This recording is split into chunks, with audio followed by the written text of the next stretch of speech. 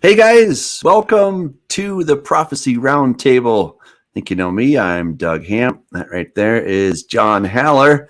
And our other intrepid co-host is on his way. He forgot his headphones. Can you believe it? Come on, Scott. I tell you. But he's coming. He's in headphone timeout. That's right. That's right. We get your headphones. You have to go into timeout for a little while, and then we'll bring them in. Yeah, I'll tell you. And that way we can say we act with grace and mercy. Good thinking. Good thinking.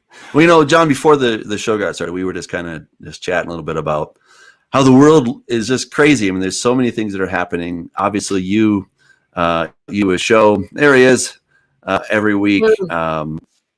Hey, man, welcome. We read it up. We said you were in headphone time now, so there you go. You've got the new headphones. Nice. All right. I'm going to mute you until you get that going, Scott.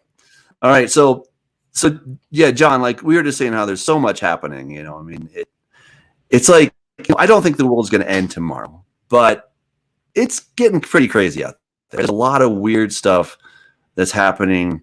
And, you know, this really takes us into our topic today of the two beasts, right? And I think as we're seeing things happening, especially on the transhumanist technology, computer side of things, even the weird alien kind of stuff. I mean, this is coming together in such a way. There's a convergence of these different factors that are happening that, you know, 2,000 years ago, you never could have imagined the stuff that we are talking about today.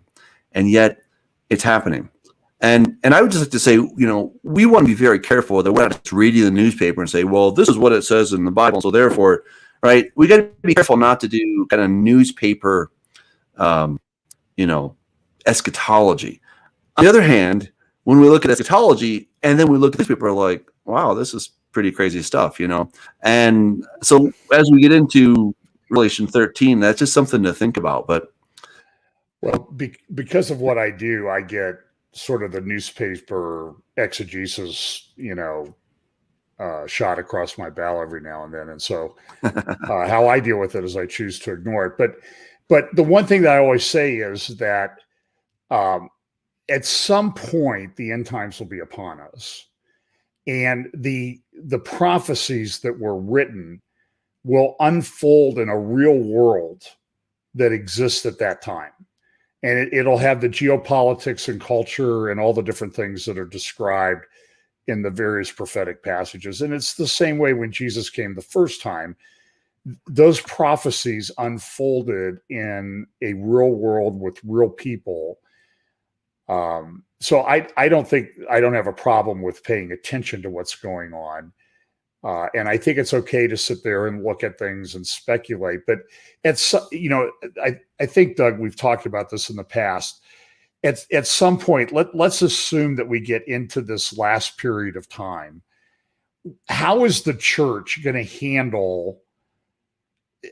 Listen, it annoys me all the time, and I'm sure it annoys you. I'm pretty sure I know it annoys Scott. These people are out there saying, this is the fulfillment of Bible prophecy. My goodness, this, and they're usually wrong. They're overstating it. They're not making a good case for it, because sometimes it might be their view of rapture timing or whatever that, they want to get out of here sooner. So anything that happens, somebody sneezes in Jordan, and the coalition of end times nations or Psalm 83 is getting ready to happen or something like that. So that's sort of the extreme, but I see that all the time. Mm-hmm. But how is the church going to handle this when we actually get into that time? And how are we going to say this is that which was prophesied by the prophets? Mm-hmm. Now, I've contended, that it's going to have to be sort of like, out of the mouth of two or three witnesses. I think it'll be very important to be operative that. I don't think you can have an outlier and something that, you're the only one that figured out. But we also know that Daniel 12 and 11 tells us that the wise will understand in the end time. So I think that means, that the views are going to change. And I think where that comes down to is tonight's topic, the two beasts. What are they? The human, unreal, supernatural, all that stuff. Right. So let's talk it out. And we don't have Well, hey, why we don't have a guest tonight to blame for things getting off track. So. there you go. I'll be happy to do that.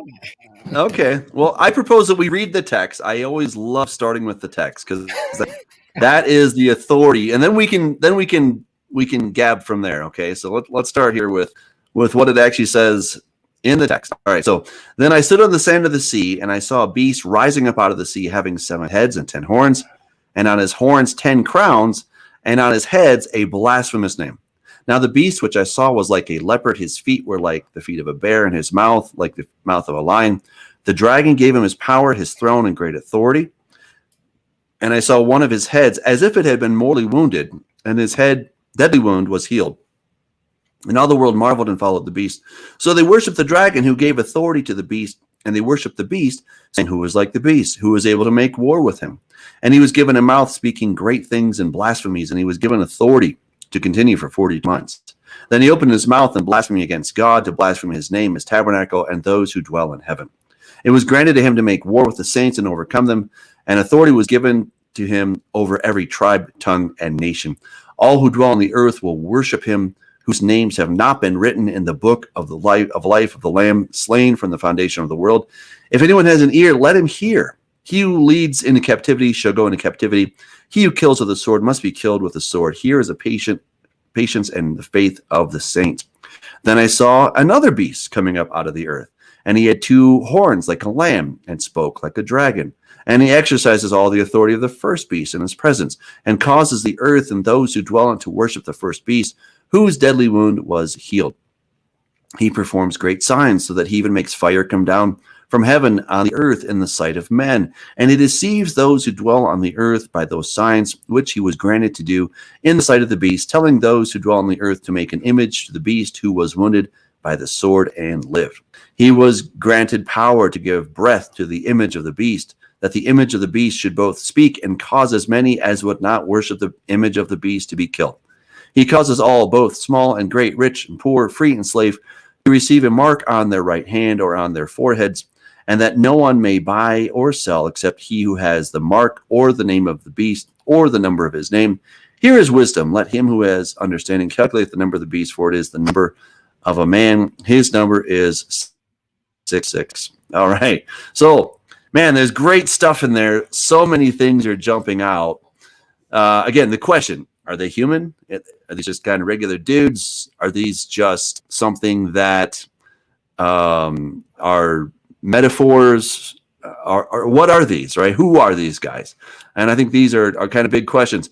I've been working diligently on these in the books that I'm writing, Corrupting the Image, Volume 1, 2, and 3. So I'm working on these, and I'm really excited about it, but I don't want to hog the whole conversation. So I want to throw this out there and kind of get a sense of where you guys are on this. And maybe we can even talk about some of the different positions that people have had that we've bumped into. Well, I think we need to first go back to Daniel 7. I mean, because that is I don't think John has really, maybe 5% of Revelation might be considered original. Obviously, it's a revelation that it's supposed to be a revealing, in other words, more of an explaining type of situation for those who do have wisdom and for those who do have an ear. And it's a sign book. It's a symbol book. So all of the symbols we're going to find back in the Hebrew scriptures, practically every one of them. Obviously, there's going to be some allusions to some things that Yeshua said during the Olivet Discourse and throughout, Matthew and things of that nature. But I think that's where we should go first is do a comparison of Daniel 7, because it gives a little bit of information about the beast. The one thing I will throw out immediately that I've always differed with is sort of the majority interpretation that looks at these 4 beasts that we see in Daniel and then tries to make the first beast Babylon and the second beast Persia. Because in Daniel 7:12, it says, as for the rest of the beasts, their dominion was taken away, but the extension of life was granted them for an appointed time. But it's not even that verse. It's verse 17. These great beasts, which are 4 in number, or 4 kings who will arise from the earth. So I've always seen these beasts that will arise at the very end. Obviously, the fourth one being the most powerful, and where we see that in it's sort of like an amalgam, a combination, sort of like a blending of all 4 of these beasts that we see in Revelation. We you see them kind of all mixed together in a pot. And that's some of the stuff you've been studying, Doug, as far as the ancient seals and the ancient, I guess, archaeology that's been discovered recently. We now know that certainly neither Daniel nor in Revelation and John are making anything up. It's something that's been known even by the pagans. I mean, that's Right. where this is coming from. Right. Yeah. Well, yeah, there's a lot of moving parts to this. There's no question about it, right? And I would be lying if I said it was easy to understand all this, right? So I think of it like 100,000 piece puzzle, and I'm just kind of plotting a few together, But I think I can say that I've maybe worked on a little piece of the puzzle. Maybe I figured out a corner, and there have been so many others who have also been working on this puzzle, and so then we have to come together and say, well, I think my pieces fit together better. They're like, no, mine do. And then we have to come back and say, well, maybe we should kind of work on this together, because maybe I've got some things right, and maybe you've got some things right. And if we can take a look at this, we can work on this problem together. And I just want to say one more thing. Some people say, oh, why waste any time on biblical prophecy? The reason we waste time on it is because he told us, right? He told us all these things in advance. And he told us to, be a good student, study to show yourself approved, and let him who has understanding calculate the number of the beast. Not that we're going to try to understand that tonight, but there is an exhortation. There's a command to study, to try to understand these things.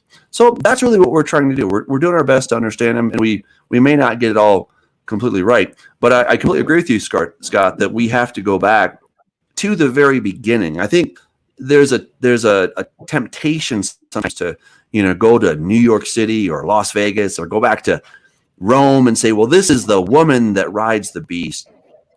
And I would argue that yes, those are part of the woman that rides the beast, but we have to go all the way back to Babylon. That's where we find the woman, and that's where we find, more importantly, the beast, right? So the beast is found in Babylon. And I shared last week, that cylinder seal.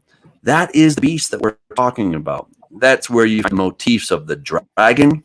That's where you find even the 7-headed dragon. So many, I think almost all of them. I found pretty much all of the symbols that are in Revelation, and to a greater extent of Daniel, are found in the ancient Babylonian record. So I'm talking Babylon, Sumer, Assyria, or Akkad. So all of those cultures already have these keys for us to kind of plug in. And then once we have the definitions of who these are or what they are, then it's much easier to try to bring it up to modern day to some extent, to figure this out. Yeah, what you're talking about is essentially kind of a full range approach to prophecy, which I think is the correct approach. In other words, we're looking at some preterism here. We're looking at things that already have been fulfilled. We're also looking at historicism, things that have been fulfilled in the past and are being fulfilled now. And then we obviously have the future final fulfillment, like you mentioned earlier, that there will be an end generation. I personally believe we're it, but there's going to be an end generation that will witness all of these things come together. And although I just said that I think these 4 beasts in Revelation, in Daniel 7, which John is being revealed in Revelation 13, although I think there the latter days manifestation of that 4th beast that we see in Daniel 2, which is Rome, which Rome, like you said, Doug, goes back to Babylon, but Rome never has went away. It went from being, the capital in Rome, and then it became the 2 split legs with the Eastern and the Western Empire with Constantinople. And then the Holy Roman Empire, the Holy Roman Catholic Church and Empire then kind of morphed and was in the West. And then obviously we have Islam then taking over what would have been the eastern branch, and now that whole area of the world that Rome used to control. So you still have those two iron legs, and I think we're at the stage now we're in the toes in which they don't really hold together. Like even in the West, we have obviously we've had fighting all these years, although there and you had the Protestant Reformation and everything, but you just see that. Go to our capital and look at the ancient Babylonian symbols. Look at the Roman architecture. You can do that all the way around the world. I just think we're in the latter stages of that fourth beast kingdom, and it just means the Gentile kingdom. We're in the times of the Gentiles. In other words, his kingdom has not yet come and smashed that Gentile, those beast kingdoms, to a bloody pulp when he returns. So I just think we're just seeing this extended all the way throughout history. And until he returns, we will be in it. But in this final period, it's going to be like we've never seen it before. John, like John says, I believe in conspiracies when they're true. And we are just seeing a lot of things that are converging like crazy in the past year or two. Yeah. And would you guys mind if I go ahead? Would you guys mind if I share some of the pictures that I have and corrupting the image too? Okay.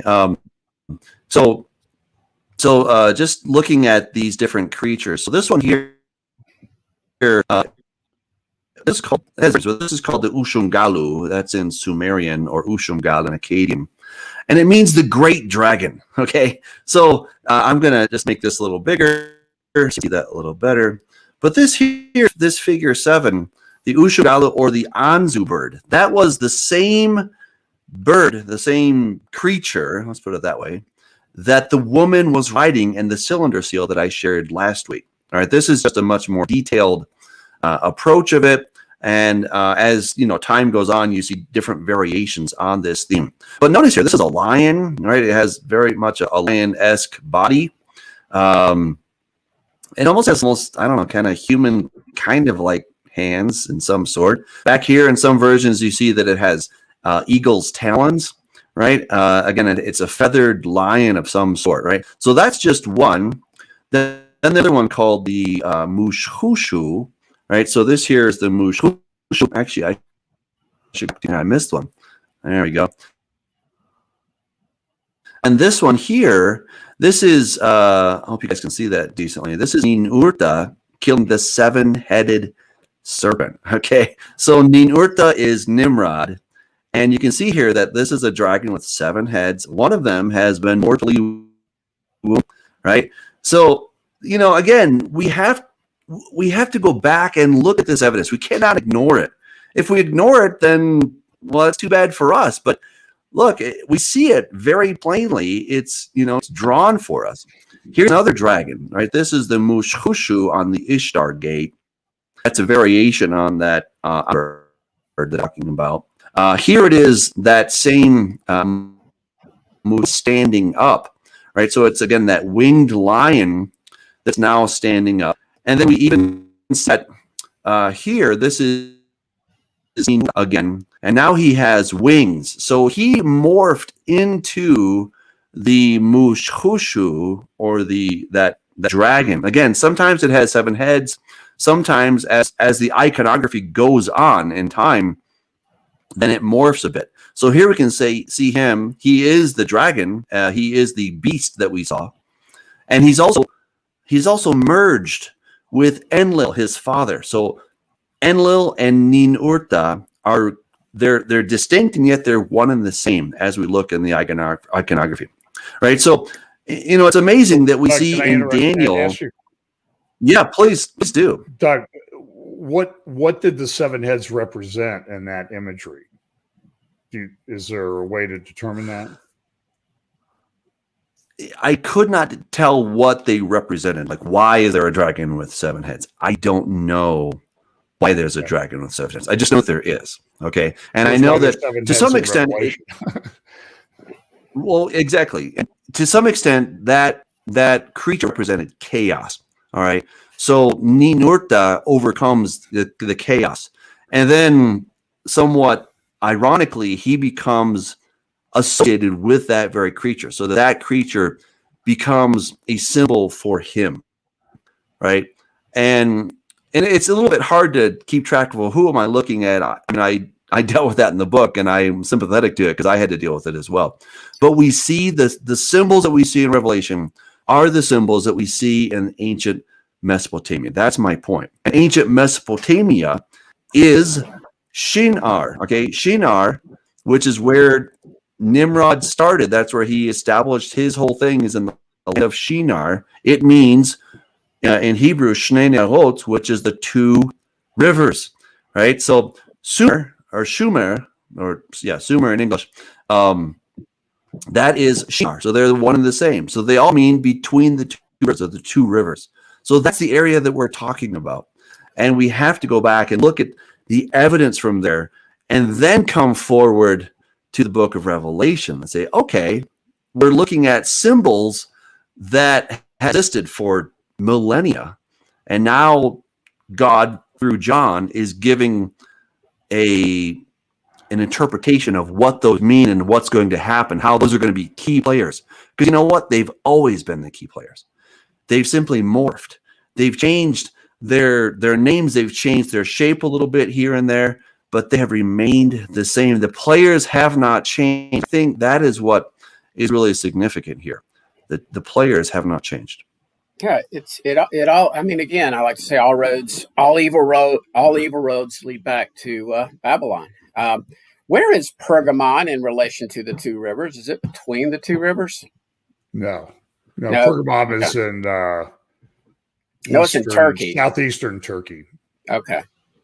So I just didn't know because obviously it says that's the seat of Satan, and then you've got and I don't even like to use the term Antichrist anymore. I like to use the word beast. There's many names: the little horn, the Assyrian. So when you say the Assyrian, and again, that's pretty much the same area. The ancient Assyrian Empire is in that general area of ancient Shinar, Babylon, Babel, et cetera, et cetera. I mean, but I do think that this power seat has morphed all over the world. But I do think it'll all, as it was in the beginning, so it'll be in the end. I think obviously everything is going to ultimately go down. Probably, we know it's going to go down in Jerusalem. And I just do see, now as far as your hypothesis, Doug, whether or not Babylon gets rebuilt, it's possible. It's possible. No, it's possible. Who knows? I mean, we'll see. Who knows? Yeah, right. And somebody said earlier that too many things had to happen. It's probably going to be at least 60 or 70 years. I beg to differ based on history. If we go back 108 years, the world changed between 1914 and 1918. 500 years of Ottoman rule over. Most people don't realize that Iraq and Saudi Arabia and Turkey and all those countries, they were drawn up by the French and the British post World War I. And then look at what happened in World War II. And then we have Israel being created in 1948. Things happen quickly when God allows them and permits them to happen. And they could happen in 2 years, everybody. They could happen in less. Look at what we've changed just in the past year. Yeah. Well, it's like theater, Yeah, it's like a stage in the theater. It takes a while to set the stage, right? But once it's set, then the actors come on and they can do their acting, in whatever time it takes, 15 minutes or 2 hours, whatever it may be. There's a couple questions from Lois. I'd like to get to those. So the first one he asks, is there not a come real beast, Antichrist, little horn, and a beast system which are different? Yes. No. The answer to that is yes. I think it's both. I would agree. There is a system, and there's also a person. Okay, so I think Scott and I are certainly in agreement. I think John is, but John, you speak for yourself. Okay, very cool. And then he's another question. He says, or Lois, yes. Lois, I know. Anyway, does the woman not ride on the beast system, not the Revelation 13 first beast? She's killed by the 10 horns, Revelation 16 16, who also had the beast system. So I'm not quite getting the question, but I think I understand. I think I understand the essence of it. So what I've shown in the book is that there is a woman, Ishtar, Inanna, Queen of Heaven, who's riding that some variation on those beasts that I showed you. Okay, so that started with Nimrod. That started in old Babylon at the Tower of Babel. And it's never gone away. It has simply changed name. It's changed shape a little bit, but it's the same players. It's the same system. Those gods, same religion. Exactly. Even Babylon, the city, Babylon, the region between the two rivers was conquered by the Assyrians. It was conquered by the Babylonians. It was conquered by the Persians, the Greeks, the Romans. Even though they conquered it politically, they were already servants of that system because they were serving those gods. That's the incredible irony of this whole thing. So the woman who's riding the beast is simply, she's already ruling the kings of the world. Maybe by a different name, maybe by Diana, Artemis, by Venus, various names, but they're all one and the same. John, maybe Mary. Well, that's a different discussion. They elevated. I don't think it is different because when you look at the woman in the basket carried back to that region, Zechariah 5, representative of I don't know, maybe the Queen of Heaven, Jezebel, all the different typologies it would be for that woman. And the false religion. And I mean, we just had an example last week where the Pope went to what they call ancient Ur. I'm not sure that that's where Ur actually was located, but nevertheless, it was in the area of ancient Babylon. And he has been, and so when he went there, he met with the head of the most important Shiite cleric in the world while he was in Iraq. He 2 years ago went to the United Arab Emirates and met with the most important Sunni cleric in the world and signed a pact, the human fraternity or whatever it was called. That was back in February of 2019. And the United Arab Emirates has been building a house of all faiths where there will be three, I don't know if you want to call them temples, one for Christian, one for Jew, one for Islam. And it's the house of the Abrahamic faith. But then you also look, there's been some very interesting statements coming out of the Vatican and some groups in the Vatican working with people in Islam and saying, listen, Mary, we all love Mary. Mary is great. Mary is almost divine is what they're saying. This is coming from Catholic and Islam. And then the Pope's in Babylon and they're building that Abrahamic house thing there. And so it seems like, it does seem like it's all coming together. Yeah. And I don't think a lot of people really realize how much it is until you start actually doing some newspaper exegesis and finding out exactly what's going on. and I'm not there you go. I'm not body slamming anybody's grandma or aunt or whatever, but that religion, the Roman Catholic religion, if you just study its history, I mean, there is a reason why the reformers believe that the Pope was the Antichrist. Okay, there is a reason why the Seventh-day Adventists are adamant that the Pope is the Antichrist. There's a reason that many that take a historicism view solely that the Pope is going to be the first beast. I've always, and still believe, like John was saying, always have thought, especially with this current pontiff, he said a prayer and did not mention Jesus Christ's name one time in his prayer. He is wearing everything that the false prophet could wear because he puts Mary up there. He hardly ever mentions Jesus. And that's what I'm talking about. So you talk about the Queen of Heaven, it goes all the way back. I know. I know. Time to slam them. I understand, and I understand. I've met some dear Catholic who absolutely love Jesus as much as you and I do. Not talking Maybe about more. them. Okay, so I know. I just let's stay on these, because I think the whole thing about, if we're going to go down that road on who's Second Mary, beast. then we can talk about that another week. I think we We're shouldn't only talk talking about about the that first today. beast today? Well, I mean, you really think that the Pope is the second beast? Okay. He's the best. I mean, if that's your opinion, right then now. that's your opinion. No, Well, I said he's the best candidate right now. I think that if he doesn't want people Yeah. to think that he is, he should stop acting like it. Okay. Yes. All right. Listen, well, I have very little. Yeah. Look, he's only nominally Catholic. I mean, let's even a lot of Catholics are upset with him. He really is a Marxist leftist into liberation theology in the extreme. So that kind of fits in with the it's I mean, I think I could make the case for it, but I'm not sure. It may be something even more spectacular than we think right now. But I'm just looking at the simple facts of what he's been doing over the ever since he came in.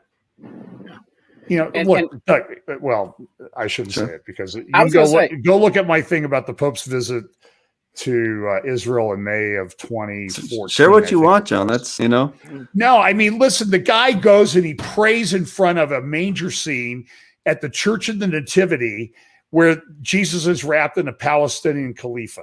I mean, this, and Joseph too, and the three wise men are popes, Pope John Paul, Pope Paul VI, and Pope John the 23rd, I think. So I just find that there's all this. Look, when I was a kid, I grew up on a street. There was a Grace Brethren church on one side where my dad was the pastor. There were 5 houses. We lived in the middle house. Everybody else went to Little Flower Catholic Church. So I learned a lot about the Little Catholic Church, from Little Flower Catholic Church, about what they really believe. And I'm just telling you, I love my Catholic friends. I still do. I'm just saying is that I think they're caught up in a bad system. And some get through it probably and are saved, but by and large, I have a problem with it. And then, when I was in Israel in 1995, I was actually reading Dave Hunt's book, A Woman Rides the Beast, which I think is a fantastic book. I'm not sure I agree with his ultimate conclusions, but then I went from Jerusalem to Rome and we went through a bunch of Catholic churches and saw really the rank idolatrous image. And I had taken Latin in high school. So I'm just saying I have a problem with it. I think it's tied into it. I'm not ready to go that this is the beast system, the Roman Catholicism. But look, other people throughout church history have concluded that. I think it's more complicated. And I think when you layer into it the prophecies of, say, like a Zechariah chapter 5. I've got that right here. And the woman in the basket and being carried away by 2 other women to the land of Shinar. And then you have this union of religions taking place in the land of Shinar. In the land of Shinar over the last few years. And I'm like, man. Well, and Doug, I mentioned earlier about how Rome never really went away. Okay, sure. Constantine, in my opinion, he was a sun worshiper till the day he died. I'm not his judge. I hope he truly was saved. But he blended all of these false Babylonian religions. You got people going to be doing Easter pretty soon. That comes straight from Ishtar. The majority of and I'm not going to bash Christianity right now, but a lot of what Christianity do that the Protestants inherited after the Roman Empire adopted Christianity and got rid of a lot of biblical things and mixed in a lot of trash straight from hell into our faith. And here we are 1,700 years later, and we're still doing a lot of these Babylonian things that I think makes Jesus want to vomit, to be honest with you. And what has happened is Doug, you would have been hunted down and murdered by the 5th and 6th Mhm. century Roman Catholic Church for keeping the Sabbath and for not doing Sure. Easter and doing Passover. And they True. murdered millions. Okay. This system Yep. is evil to its core. I'm not talking about individual Catholics right now. Okay. Like John said, I think some of them, and I hope all of them are saved in spite of this mixture from hell faith. That, in all honesty, Protestants are still on some issues kowtowing to the pontiff. Sure. And I think that's part of what we see in Revelation and part of what we see unfolding. He says, come out of her, my people. Right? Come out of my people. That's part of Babylon. That's part of the Yeah. woman. The woman is this false system. And like John said, he is mixing Islam with the elements of the Roman Catholicism version of Christianity and Judaism, and saying, you be a good Buddhist, you be a good Hindu. It's this ecumenical faith. That's So look, my point, I'm not saying that the Roman Catholic Church is not part of the problem. I would say, yes, they are part of the problem. I'm just saying they're not the sum total. They're not the total definition of this whole thing. Right. And that's my point, is that, the Roman Catholic Church and the papacy and the Vatican, yes, they've got major issues. And I hear what you guys are saying. They're a big player. I'm fine with that. Okay.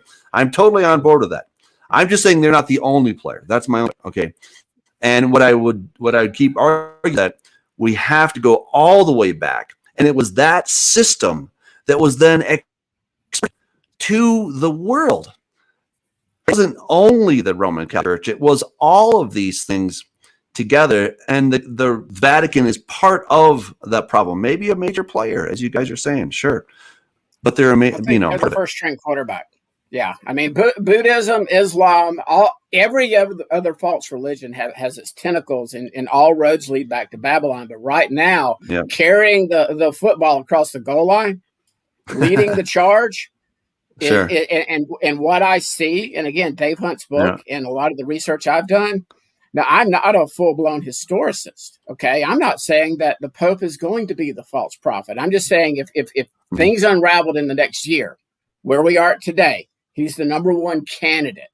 He's a Jesuit, and those guys, if you ever read up on the Jesuits, So going back to our text, what we've kind of started with here is we got this beast coming up out of the sea. He was like a leopard, feet like a bear, mouth like a lion, right? So I think probably something is that this beast, whoever he is an amalgamation, right? He's a conglomeration of all the previous beasts that have come before him. He has qualities of Neo-Babylon. He has qualities of Medo-Persia. Okay. Daniel 7. Read Daniel 7. Yeah. And read Daniel 8. I mean, read Daniel 8. He tells you point blank. There is Medo-Persian. I don't know how you can get around that. And the leopard is clearly Greece. I mean, I don't know. Tell me how you get around it right now. China. Are you telling me China? Right. I mean, again, if we can't help but do this, Doug. We cannot help but do this. But you're telling me right now, probably the second, if not almost the most powerful nation in this world, communist, nation. And what's their symbol at the end of the age? Again, Rome spread. Babylon spread all over the world. Right. And so now you've got the eagle. I'm sorry. So you've got the lion, you've got England, you've got America. You've got to look at Babylon as spreading. In Daniel 7, that verse says these are kings that will arise. We're talking very end times. And right now your candidates for the leopard would probably be China.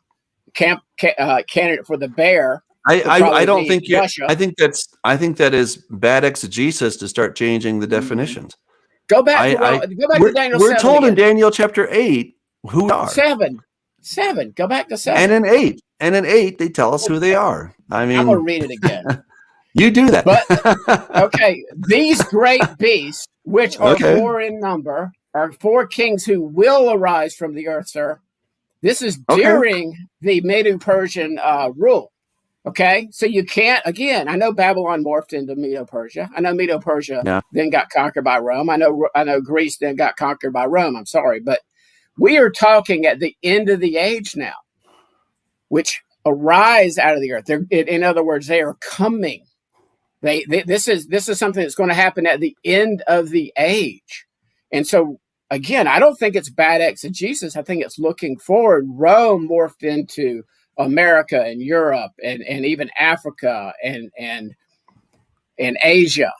Mm-hmm. The whole system right now is Babylon. But what I'm saying is there's going to be these four kingdoms that arise at the end of the age. And certainly I believe, but here's the deal. Yeah, go for it. Go ahead, John. I was going to say, somebody asked a question. Do you think Daniel 7 and Daniel 2 are related? Related, but not the same. Yeah, you've got the 90. You've got the 90% interpretation, which is wrong based on that one verse. It says will arise. So you're trying to take one that's already. It says arise. Wait. You're trying to take the past tense and the present tense and discard the fact that this says future tense. You lost me there. Back up a minute, counselor. Okay, so so in Daniel 7, he's given this vision of these four beasts that will arise. Okay. And then Doug, in like 90%, they try to fit Daniel 7 into the Daniel 2 box. They're two different visions. One is speaking of the end of the age, and then Doug is trying to take something that will arise and plug it back into Babylon that's already been conquered. He's trying to take Medo-Persia, who is currently already, they're in control right at that point in time. So taking Daniel 2 as having anything to do with the future is incorrect? No. I think the fourth kingdom has everything to do with the fourth kingdom is where we're in right now. Probably the toes and the irons and how they work. But doesn't the verse say, like around Daniel chapter 2, verse 40, that the stone cut out without hands strikes the feet of the statue and destroys all of these kingdoms at once? Yeah. Mm-hmm. I mean, again, but you start with the gold. I'm not saying Daniel 2 is wrong. I'm just saying that Daniel 7 are these four beasts that arise at the end. And again, we're looking in Revelation. This is written in the 1st century, Doug. Okay. It's not written back during What's Babylon. Written in the 1st century? What are you talking about? Revelation? Revelation now is written, and he's talking about the end of the age. Okay. And I think it's been, again, I think there's been preterism and historicism. But what I'm saying is you've got these four beasts back in Daniel 7, and I don't think it's any accident that Revelation puts these four beasts kind of together and scrunches them all together at the end. In other words, you've got the leopard, you've got the bear, you've got the lion, and you've got the leopard has already been, but the leopard's been identified as Greece. So you can ignore that? No. The bear has been identified as Medo-Persia. No, you just assumed that. Yeah. The bear has not been identified as Medo-Persia. I can show you. I mean, I don't have to argue the point. In Daniel 7, chapter. Well, what about Daniel 8? I mean, we're going to just ignore that? No. What I'm saying is we're going to see something happen in the future. Right. Okay. So look, having the two horns, the kings of Medo-Persia, the male goat is the kingdom of Greece. Right. I mean, we've got all this stuff happening here. Greece. Okay. So we got a battle between Rome, Europe, and maybe Islam. Correct. Look, I think you're making assumptions about. I think you're making. Yeah. I think the Greece there probably refers. I think it's Jovan is the name. I think it refers Yavan, to Turkey. Yeah, which is Greece. Turkey. Yavan is Greece. Well, Yavan it's part of it's the Greece, that area, right? Right. No, so look, I think there's tremendous tension between those two groups today, right now. Anyway, that's another interesting thing. Right. But Scott, I think you're assuming things about my interpretation. Okay. So I totally agree with you that the whole thing spread out to the whole earth. Okay. So I'm not like, Hal Lindsey and saying, well, it's got to be the city of Rome that's going to do this and that. I am not saying that. Okay. Okay. First of all, the Roman Empire was huge. right? It encompassed parts of the Middle East. It encompassed North Africa, right? It was huge. Okay, so when I understand when I say Rome in the context of Daniel, I'm understanding that huge swath of territory. When I talk about Medo-Persia, guess what? Medo-Persia was a really, really big area. Okay, so that could go as far as India. That could go down to, say, Egypt. It could go over, kind of touch on the whole, Macedonia, Greece area, touch that basic area, including Turkey. Okay, so I'm not saying it has to be Iran. I'm not saying that. I'm saying kingdom was huge. But what I see is that these kingdoms controlled the area of Babylon. And that is, in my opinion, that is why they are singled out. Now that they spread to the whole world, I'm on board with that. Okay. So you're both in. Well, yes. But what I would suggest is let's let the text say what it says, and then understand, what does that mean, right? This kingdom, right? The kingdom of Greece, Alexander specifically stated, it encompassed all of Medo-Persia and then some, right? So that was a huge empire. So I would be very surprised if the Antichrist arise out of New Zealand. Okay, I mean, I'm just like, oh, that's probably not going to happen, but I don't know. I suppose it could, but it's really talking about this geographic area. So in my opinion, I think the beast, the Antichrist, I think he'll probably come out of Turkey, but I'm open to suggestions. Okay.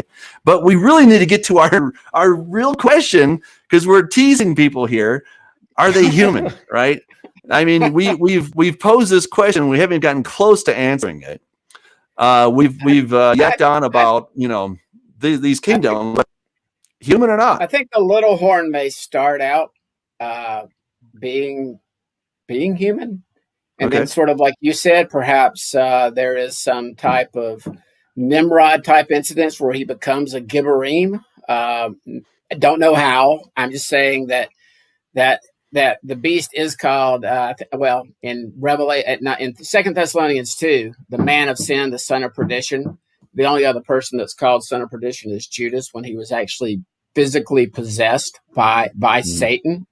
I think that's done at the end myself, but yeah, I think that's what happens at the end. At least it's part of this, that the beast will be possessed by Satan directly.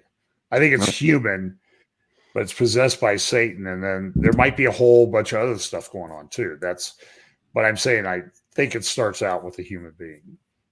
Yeah. Okay. And I can see where there is an interpretation, because you go back, I think it's to Daniel 8, with that little horn. It says he arises to the host of heaven. I mean, again, we're talking some spooky supernatural stuff. And when you go back to look at Genesis 6, and when you go back and look at some of the language and obviously some of the Second Temple literature that a lot of people consider canonical. Some people take a Heiser approach like I do, that Peter and John and Paul read stuff, and that certainly influenced their writings. But that it's definitely something more than a man, like John said, because he's calling down fire from heaven. And it's weird that the second beast gives him a mouth to speak, and there's an image. So, and it's the second beast doing the miracles, causing the world to worship the first beast. So I'm okay with it being a man that somehow gets transformed into a Nephilim type of dude, or it could be a, because it says the dragon gives his authority to this beast. So it's like Satan gets off the hook in the end, guys. He doesn't get cast into the lake of fire initially. He just gets bound for 1,000 years. So it's sort of like he's going to turn things over to this maybe Azazel. I mean, you can get into what's going on there at Atonement, and you get into some Enoch and some other books that a lot of people don't consider canonical, but it is interesting that you've got this situation with the Day of Atonement and the two goats, and the one is I think am I pronouncing it correct, Doug? Azazel, or Azazel. Okay. Yeah. I don't know. I mean, I'm open. I'm hoping I'm in the wilderness protected. So, John, thoughts?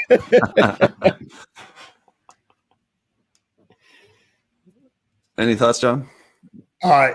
Well, I agree with everybody. There you go. No, That's smart. listen, I do think Yeah. there's a human aspect to it. I think there's a supernatural aspect to it.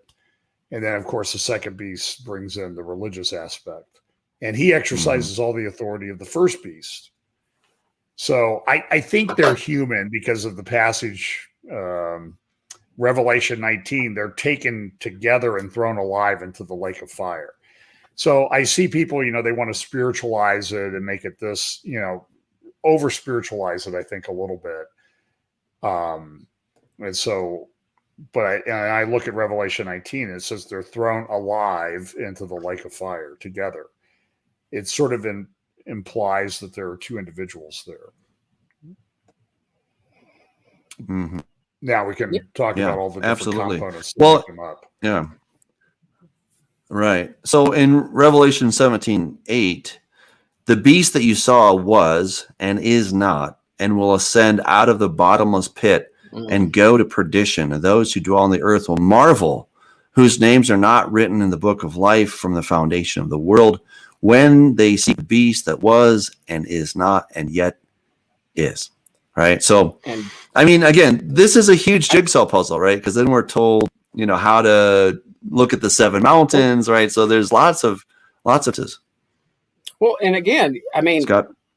Looking at that verse, the beast ascends out of the abyss. I mean, and then you compare that to the, I think it's the fifth trumpet, where the star falls from heaven. He's given a key to the abyss, and he's released, and it's Apollyon. I don't know if in your research, Doug, you've really dug down into that and, ancient, I don't want to even call it mythology anymore, but the ancient record, and trace that entity back to Babylon. For all I know, he's one of the sons of God that came down in Genesis 6. Did you say Abaddon or who? I'm sorry. The fifth trumpet. Yeah. Abaddon. Okay. Apollyon. Okay. He's given two names in Revelation, and so, and again, that verse. It means destruction. I'm saying, it's Nergal. Nergal is the person that you're referring to, and Nergal just happens to be another name or epithet for Ninurta, who is Nimrod, who became a Gibor, right? So that's how this whole thing all works together. Have you done any study into the, I guess what you would call the Second Temple literature, first BC, first AD, second BC, on whether or not, what all entities got chained in this abyss? Peter mentions that some of them are in a special place in hell right now in Tartarus. I mean, So we do know that there is a holding place for some really, really, really bad sons of God, bad angels, bad little demigods, if you will.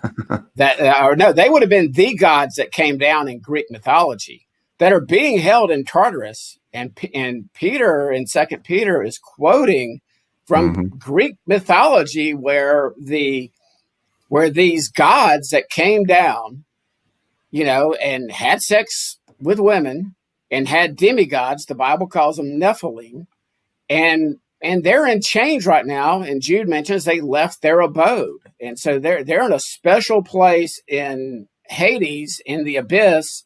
And then again, we see at the end, as it was at the beginning, when Jesus says, as it was in the days of Noah and as it was in the days of Lot, we're talking supernatural stuff here. We're not talking just, power grabs and stuff like that, like a lot of the, like a lot of prophecy people in the 60s and 70s and 80s. I mean, I think God has used people like Michael Heiser to get this supernatural aspect out, like you, Doug.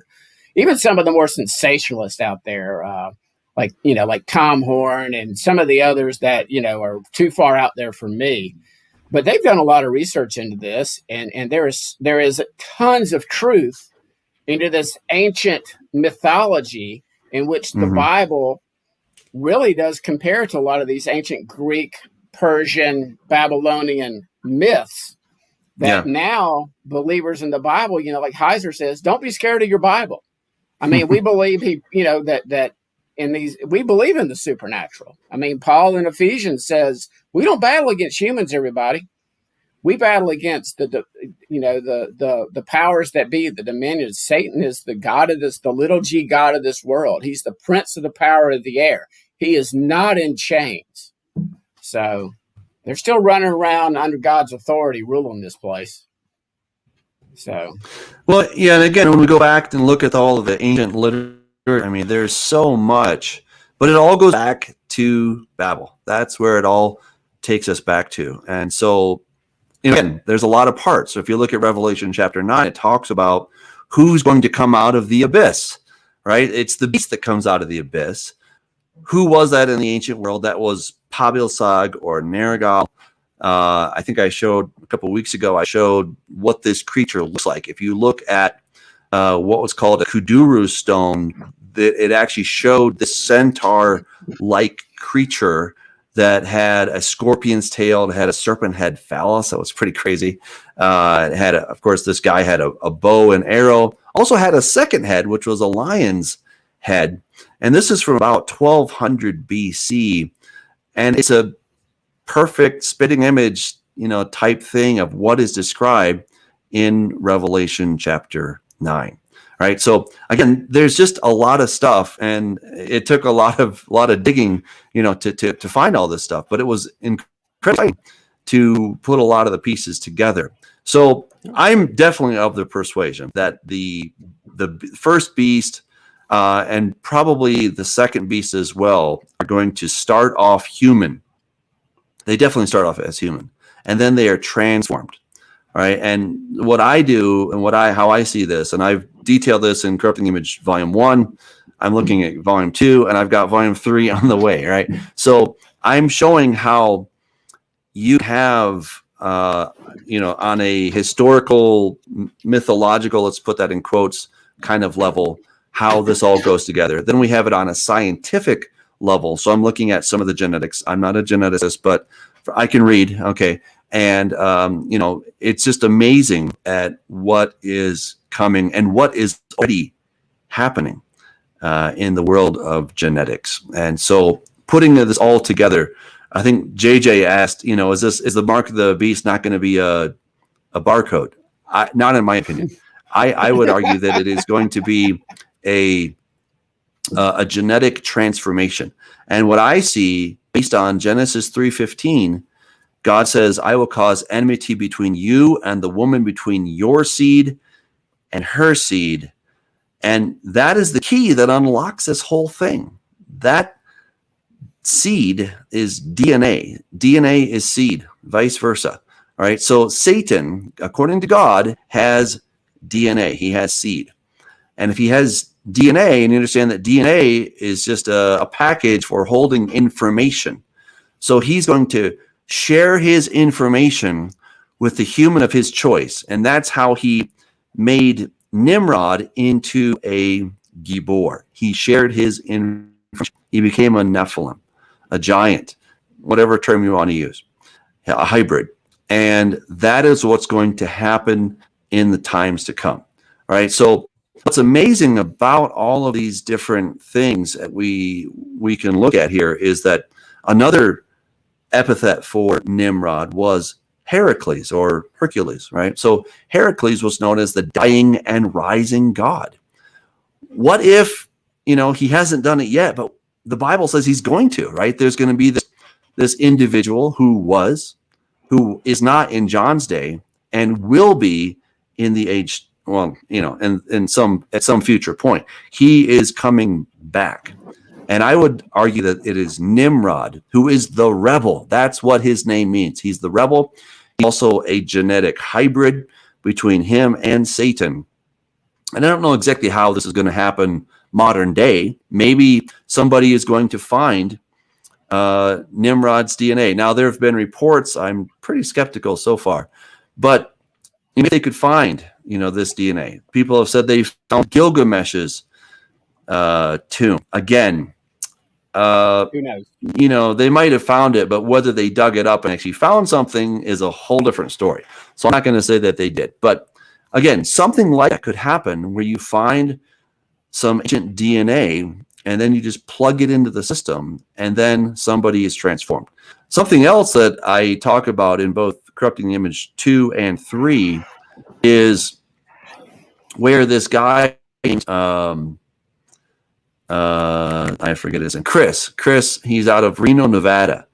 He was the recipient of a bone marrow transplant. And it's pretty crazy. His sperm is now not his. His body is now producing sperm that belongs to his donor, his bone marrow donor. It's not his own. Right. So here we have an example. In fact, the article, I think I read this in the Daily Mail or something, UK. Yeah. They're actually saying this guy, they're saying this guy is a chimera. And I'm like, what? He's a chimera. That's what they're saying. I'm not even saying that. So these are the conclusions that others are coming to, and talk about newspaper Jesus, John. I mean, this is happening, right? So imagine if Satan can give his DNA. Maybe you dig that up from an archaeological dig, or maybe Satan finds another way to give it. But he then gives this to the person that we call the Antichrist. And I would argue he then becomes the beast. This is where in Daniel chapter 8, the little horn rises up and he becomes one of these other stars. You know, he somehow becomes part of this demonic entourage. He becomes one of them. He becomes the leader. And he overthrows 3 of them, doesn't he? Well, exactly. Right. Yeah, he casts 3 of them to the ground. You know, and so then he's of the 7, numerically he's the 8th. That's a whole different story. But he becomes one of the team. And the reason that Satan gives him his power, his throne, and his authority, Satan's not doing that for anybody. Satan does not like to share. If there's one thing we know about Satan, is he's selfish. So he's only going to share if it serves his purpose, if it furthers his agenda. And the reason, in my opinion, that he's going to give his power, throne, authority to the beast is because they've actually merged, they've melded to become one. And it's not just a possession. I would think that it's partly possession, but it's also a hybridization of their DNA. And so this person becomes supernatural. He's got all kinds of crazy powers, including calling fire down from heaven. And keep in mind, he's so powerful that he can destroy the 2 witnesses who also are able to call down fire from heaven, and they can do plagues on the earth as often as they feel like it. So he has to be more powerful than the 2 witnesses. That's why I think they have to be testifying in the first 3.5 years of this final 7 years of this age, because it says he destroys them. So does it take him 1,257 days to destroy them? Why is anybody worshiping him during these final time? Because a lot of people put the testimony of the 2 witnesses at the very latter 1,260 days of this age. But I'm thinking, again, the only thing I might even ever had original thought or revelation that those 3.5 days are nowhere else in the Bible. And in Zechariah 4, when you're talking about the 2 houses, that's where we have the day for a year principle. And that's why I believe when he arises from the abyss and he takes on this hybrid supernatural, whatever it is, form, I believe that's when he destroys the 2 witnesses who are, I believe, Doug, 2 literal people, but also the 2 houses, which would include the 3 of us. Yeah, I agree. And then starts to persecute the saints. And then I just see it being a rule. We're not giving you a Christian burial. We're not giving you a burial. You're going to lie dead wherever we find you and wherever we kill you. And that's why, again, we go back to that 1,260 days protected in the wilderness, that second Exodus, that's a topic we can discuss another day. But it's funny watching chat. Everybody, well, not everybody, but some people in chat are so dogmatic about it's going to be this and it's going to be that. Guys, listen. Here's the thing. We've all got opinions. We've got some beliefs. But if people that think they've got this thing totally figured out, you're fooling yourself. You need to be ready to adjust on the fly for the end of this age. Like some people are going, it's Solomon and it's the Jews. No, it's the Muslims. And no, it's this. And no, it's everything. It's all these things are going to blend into this one false religion, and how it all plays out. It'll be like John says all the time. It'll be pretty clear as it plays out, or as it's starting to play out. And you just don't we need to be willing to adjust. If what I believe he returns after 2 days, on the third day raises us up, that means we're in the final 7.5 to 12.5, 13 years of this age, and it's going to be a wild ride. But cool thing is, we know who wins. And it really doesn't matter. The worst thing that the beast system, the Antichrist, can do to you is kill you. So quit worrying about it. Pray that you have the strength to escape all these things. Yeah, we're all said. Man, we're out of time again. It goes so fast. It's crazy. So, John, what's your? Yes. You haven't said much. No, I'm listening to learn. So that's. You're probably one of those lawyers who talks over the witness in the deposition. I actually listen to what they have to say. So. Oh my goodness, that's. I know that's. It is so true, because I'm in purgatory right now. I'm doing a brief, and I'm sitting there reading the transcripts. And yes, myself and the witness, and he was hostile, very hostile. Yes, well, that's okay. Then that's okay to talk over those guys. Yeah, he was not nice. But, yeah, go ahead, John. Did we solve anything tonight? Well, I don't know if we solved anything, but I presented my case. I think Jeff presented his, and I think we're basically agreed. I think is what you as well, John, that the two witnesses, the two beasts, start off as human. They then transform somehow into becoming more than human. They can become hybrids. And let me just say that really quick. I would suggest that when the beast becomes this hybrid, he then takes his DNA and makes it available to the world. And the first taker will be the false prophet. Okay, the second beast. And then he makes it available. That's how he gets that incredible power. So and then you have a whole bunch of. Sorry. They get rid of the religion. They destroy the religion.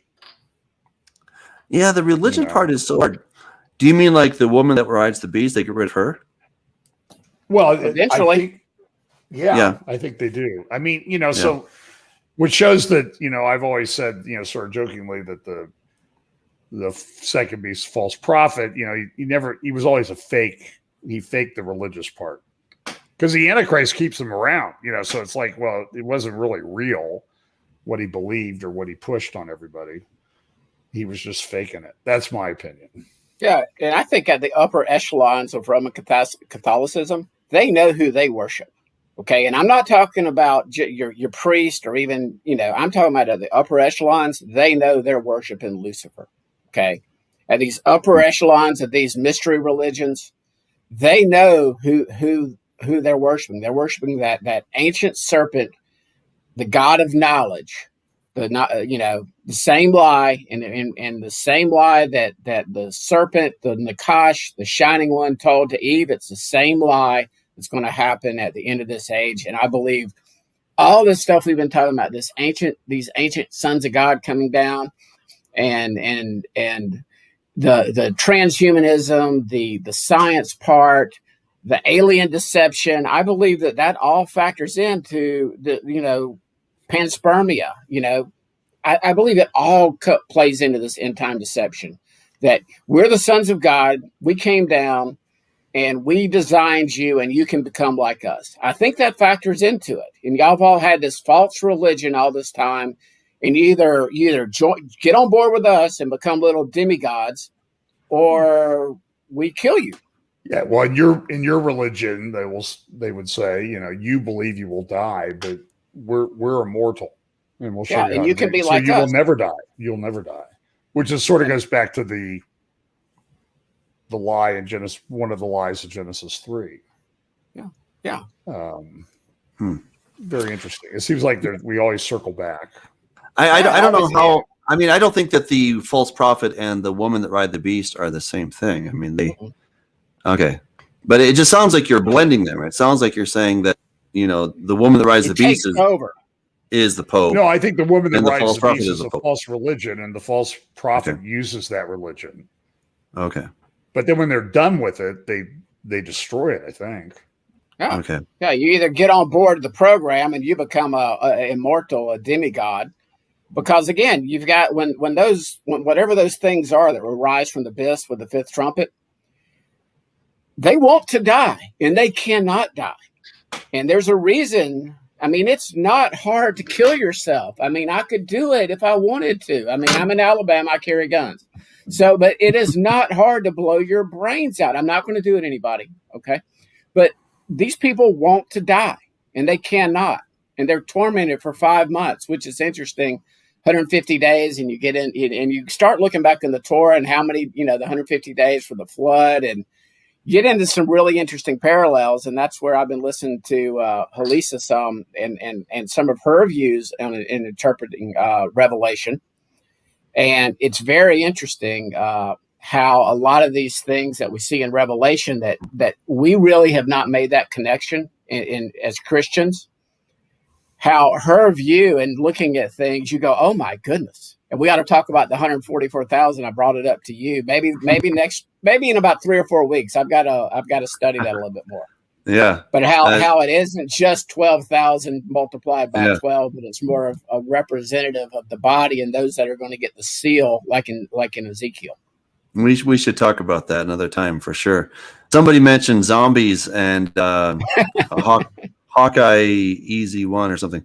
I totally agree. Actually, that's in Corrupting Image Part 3, Volume 3. So I actually think it will be zombies. I think that something is going to happen.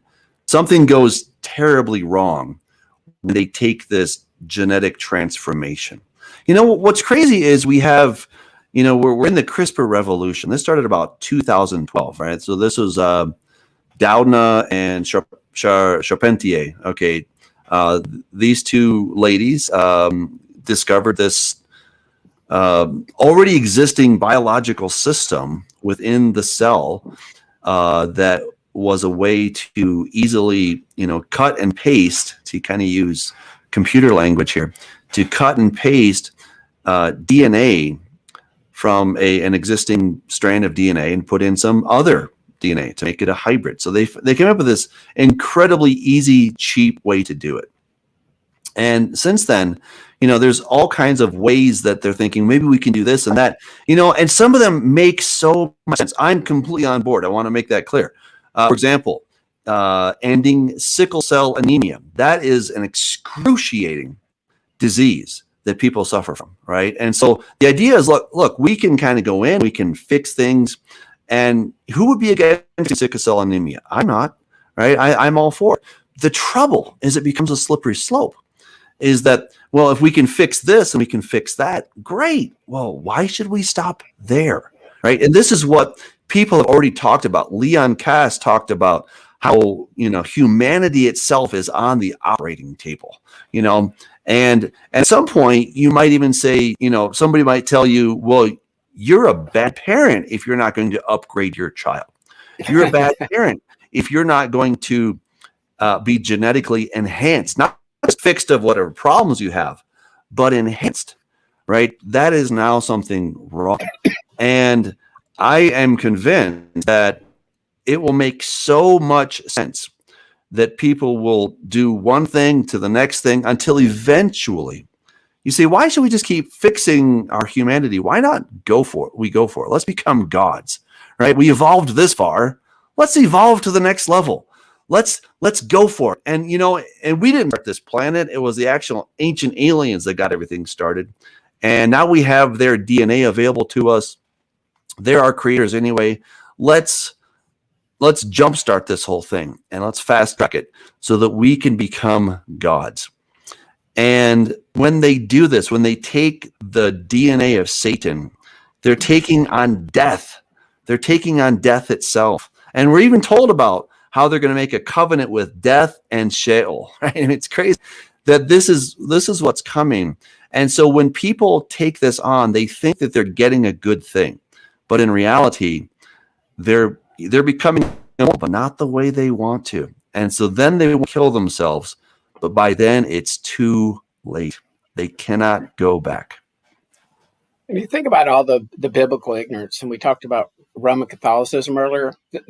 Most of them do not read their Bibles. They don't know what's in the Bible, or else they would realize Jesus had brothers and most sisters. Christians don't either, right? Most But evangelicals don't. I agree. Mean, we can throw stones at the Catholics. I just want to be careful we don't throw stones at those people, but our people. No, I'm gonna lob some boulders at the Protestant church if you give me time. Okay. But what I'm getting at is a lot of people, and especially Roman Catholicism, they don't want them to read their Bibles. Now again, your layperson in the pews, you're right, Doug. A lot of them don't read their Bible. And a lot of them, most Christians, really, they grew up in a system. They believe what their pastor has taught them or what their pastors have taught them. And there's not, people, it's just human nature. They like to stay in their lane. And so when all this stuff goes down, my buddy JJ's in chat again. Hey, JJ. I mean, when this goes down, but see, that's just it. JJ's on here right now, but there's a lot of believers that the only people they listen to, and y'all know this, they listen to dispensational prophecy. Okay. And that's probably, I don't know if we had to do percentages, that's a percentage of your Western church. And then you've got your other main system, Amil, or the Reform branch, Presbyterians, they don't talk about prophecy at all. I mean, they really don't. They think we're already in the kingdom. There's no discussion really about this in your average pulpit, so unless they're actively reading it. And again, people watching this, you guys are weird, okay? Anybody watching this, you're in a very small minority that are actually interested in prophecy, even though it's a third of the Bible. So, we still love you. Join the club. Despite not throwing you into the bus, we still like you. No, I'm weird too. I mean, we're John's a weird dude. You're a weird dude. We're into prophecy. I've been into it since I was a little kid. It's okay to be weird. So, all weirdos unite. There you go. And I love JJ. I love everybody. I mean, again, I pray for the Catholics. I pray for the Protestants. I pray for people that have freaked out this last year. Mm-hmm. Okay. Because if we are at the end of this age, we haven't seen nothing yet, and events could start just hurling along. Like it could happen. Crazy stuff could happen in the next month. Mm. And so if and when it does start to unfurl, and God's plan, because God's going to let it all happen. Mm-hmm. You need to know your scriptures. I mean, okay? It was just a year ago, almost a year ago today, wasn't it, that they started all the COVID lockdowns and that type of thing, when everything just started to. It seems like it's been a lot longer, but it's like a year. It's like, we lived a decade in the last year. Things can change very quickly these days. Indeed. And then you ramp up, like, I'm glad you brought up the CRISPR, and, you have the World Economic Forum guys, and everybody's trying to do this, and the Ray Kurzweils, who were talking about man becoming immortal and the singularity. They all, when you really strip them down to their bare essence, they're all trying to do the same thing. They're trying to do, they're trying to become like God. Mm-hmm. That's what they want. Well, and some of them are just right out and say that we will become gods, period. Right. So they're not even trying to hide that. Yeah. And again, I think at the upper echelons, the common terminology is the global elite or whatever. But again, I only believe conspiracies that are true. At the upper echelon, these people that are in the know, okay, it gets spooky supernatural, but they know what's going on. They know who they're serving. I like to call them, they're like the head puppets of this world. And above them are the dominions and the powers and the principalities. But, let me just push back a little bit on that, because we say that they know who they're serving, but they may not really know who they're serving, right? They may think they know who they're serving, right? Like a false light. Well, exactly, but they think it's still a form of light, right? And they think that Lucifer, so-called Satan, and Adonai are equals. And what they've been told is that Adonai is really trying to steal the show. He's the one who's he's squashing the party here. And it's Lucifer who really wants to liberate us. So again, they've been deceived, right? They've been deceived. So, I guess I just want to be very careful because, the Bible is very clear about slandering, so this is why I'm never going to say who I think is the Antichrist. First of all, I have no idea. I'll tell you straight up. Secondly, even if I have some hunches about somebody, I'm not going to say it because I don't want to slander those people. When I see this person go into the temple, declare himself to be God and show himself to be God, then I will say, that's the beast, the Antichrist. But until then, I don't want to slander because God will hold us very accountable. So, let's just be very careful about talking too broadly about the global elite and all this different stuff because this means different things to different people. Well, I get it. I've gone down the conspiracy rabbit trail. We just got to be careful. That's all I'm saying. No, you're very, very anti-conspiracy. And no, again, I'm not. I went down the rabbit hole, man. You are. I did. Yeah, I told you I swim around the pool occasionally. Okay, I'm not going to the middle of the pool. It sounds like you got in the middle of the pool for a while and got almost sucked down to the bottom. So, Doug, do you think that as we approach this? Well, what we talked about last week, the abomination of desolation, that sort of pivotal event that Jesus and Daniel referred to. Do you think that the redeemed, spirit-filled believers, let's say we're here, are we going to be sort of able to identify that this is a guy you really got to watch for because of the geopolitical aspects of what have happened and that type of thing? And I mean, do you have to wait? Do you warn before that event? That's what we're doing right now. Yeah, I mean, but also two witnesses come. I think those are two people. They will have supernatural ability, and they're going to shake things up. Right, they're going to disrupt the world as we know it. And I think they would be banned from Twitter. Well, I'm not even going there, man. I'm not going John, there. But here's what I would say is that Twitter might be a sign that you're one of the two witnesses. Well, I don't know. I'm making a joke. I'm making a very, very bad joke there. Okay. So here's the deal: is when it says in Revelation 18 that the iniquity of Babylon has come up before God's face. Whenever God says that, we see that happened before he sent the flood at the Tower of Babel, Sodom and Gomorrah, and then when he sent Jonah to Nineveh. That sins, the iniquity of this place has come up before God's face. So this is what's happening in Revelation. So he's going to send two witnesses in this case to act as witnesses to give their testimony of what is really going on, right? And I think this is the clarion call for the church at large, right? The believers to come out of Babylon. And we're going to have to make choices. Here's honest to God. Well, this is my opinion about what I think is true.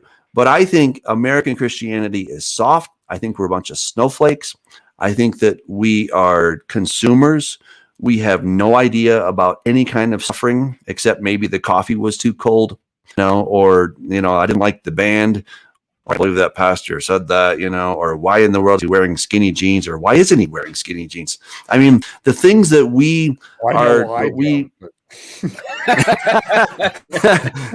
the things that are so-called plaguing the American church we're just wimps, and I think when the two witnesses come, there's gonna be a very clear line in the sand.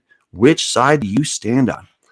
And we're suddenly discover we really stand for. Either we're with God or we're not. No more kind of middle ground, easy kind of stuff. So that is going to be the part of the catalyst that will drive the abomination of desolation. And then when that happens, then the line is very clearly fixed, and there's dire consequences of which side you choose. So, I agree, Doug. The lead up, it's going to be like Joshua. Choose this day or during this time period when they're testifying whom you will serve, because I think they will be like Jonah. They will be going, repent. Mm-hmm. Judgment's coming. In other words, we can talk about the 4 horsemen another time, but God is allowing all this. He's got a big courtroom seat, like our friend, like Doug Krieger likes to say this, and like Gavin likes to go wax on poetically about. But this is it, guys. At the end of Revelation, what we're talking about, this is God's courtroom scene, and you've got to decide which side do you want to be on. And it's not going to be, like you just said, this little buttercup American Western Christianity. It's going to be, where do you stand? Are you willing to die? Or what are you willing and able to do? And yes, I believe that those who do make that commitment, when, that's another topic for another day, but let's say when all hell is unleashed on this earth and God allows it, that those that have that seal of God, just like in Ezekiel, they're protected. And then if you're not protected, then I'm not saying, until you take the mark, you can still change, you can still go to Team Jesus, okay? You can still be saved unless you take that mark. And I think that's what the trumpets and a lot of the, and I believe that I believe the 4 horsemen have been riding for a long time. They just haven't fully been unleashed yet. In other words, we haven't seen them yet. Yep. And all their power that God's going to let those 4 horsemen ride. And the whole point is to get people to repent. Yes, exactly. That is the big thing, so that the world would repent, including the church, right? Exactly. And millions upon millions will do so, right? Will choose their Savior and realize, oh man, I've been soft. I haven't really gotten serious, but then they're going to. Maybe that's me. Okay, maybe that's other people out. But this is what's coming, and I think you should start now. Start training now, so that when it comes, this doesn't catch us off guard. But it's going to be crazy when it does come. But I think the 4 horsemen is a fantastic topic. That could be a lot of fun. So, man, we're totally out of time. I mean, we're way over half an hour over. But this was really fun. Thank you, everybody, for your comments. I hope we got to the relevant and/or comments that were in there. And, of course, want to thank my 2 wonderful co-hosts for a lively discussion on Prophecy Roundtable. Till next time, God bless you guys. Take care, and we'll see you.